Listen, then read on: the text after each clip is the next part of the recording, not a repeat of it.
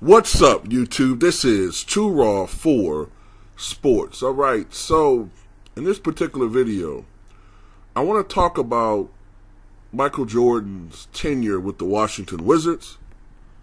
And, oftentimes people tend to denigrate those two seasons.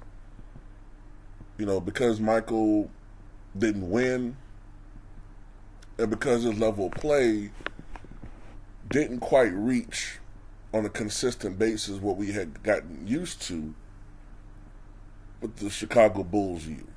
All right? To be honest with you, I understand that to an extent. If you want to believe Michael Jordan was like this inhuman entity that could just do things that nobody else could possibly do in the history of the world, but he was immortal. It proved that he was human. But, watching him play at that time with the rules that were in place at the time in the NBA, when the spacing was much worse, when you didn't have the outside shooters that you have today, all right? And it wasn't an emphasis on outside shooting like it is today. With the pace of the game much slower, it actually, kind of makes you look back at it and say, well, damn, he really wasn't that bad. To be a 40-year-old player, he really wasn't that bad. And he actually played on both sides of the ball, unlike a certain overrated, follicularly challenged fake Californian from Akron, Ohio. Anyway, Paul Pierce, of course, back then was a young pup playing with the Boston Celtics. And he had nothing but kind things to say about Michael Jordan back then. And I'll put a link to this article in the pinned comment in the comment section below. He said about Michael Jordan recently, quote, I had a chance to play against Michael Jordan, but it was when he had the Wizards uniform on, so it wasn't quite prime Michael Jordan. It was 40-year-old Michael Jordan. I remember he still was phenomenal. He still had great footwork, and he actually gave me about 30 points. It was like my third year in the league. He still was probably one of the top 10 athletes in the game. Now that I disagree with at that time. But that time he was not one of the top 10 athletes. I would maybe give him top 30 at that time. But top 10, I wouldn't say that. When you have guys like McGrady and Vince Carter and Kobe playing at that time, Young, I wouldn't give him top 30. I mean top 10, but whatever. What I will say about Michael Jordan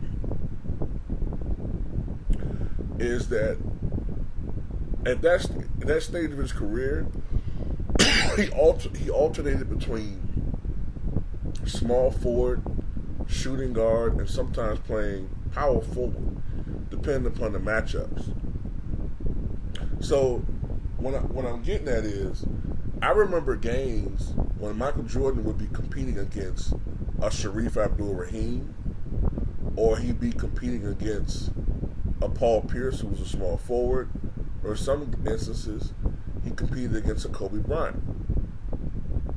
And I want to dispel a myth right quick. I see it constantly repeated on YouTube, and it's not true. Kobe Bryant technically did not drop 55 points directly on Michael Jordan. I watched that game, okay? That's the game when Mike pissed Kobe off because of a comment he made about you can't fill my shoes, right? So Kobe just couldn't wait until he played Michael Jordan, and he dropped 42 points in the first half, 55 in the game. Now, this is the issue I have with that. I watched that game. If you watch the game and not just highlights, if you look at it, Kobe scored 42 points in the first half. In the first half, Kobe was primarily guarded by players like, because I think that was the second year he was there. He was guarded primarily by guys like Jerry Stackhouse. He was guarded by, I think Tyronn Lue was there, and it was a third player that was there that he was guarded by, Kobe. And he scored 42 points in the first half on 14 of 16 shooting. In the second half, that's when the Wizards switched Michael Jordan on Kobe. And he held Kobe to 1 of 13 shooting in the second half.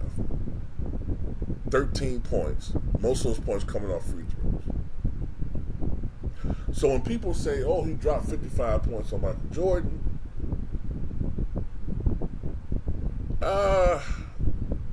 really he dropped 13. And Mike actually shut him down in the second half. But that gets lost in translation because he dropped 55 points. So Michael Jordan was the guy on the other team, so they say he dropped 55 on Mike. But anyway, I just put that out there. This is what Jordan had to do, though. Like, he had to go up against a young Kobe, a young Paul Pierce, a young Tracy McGrady.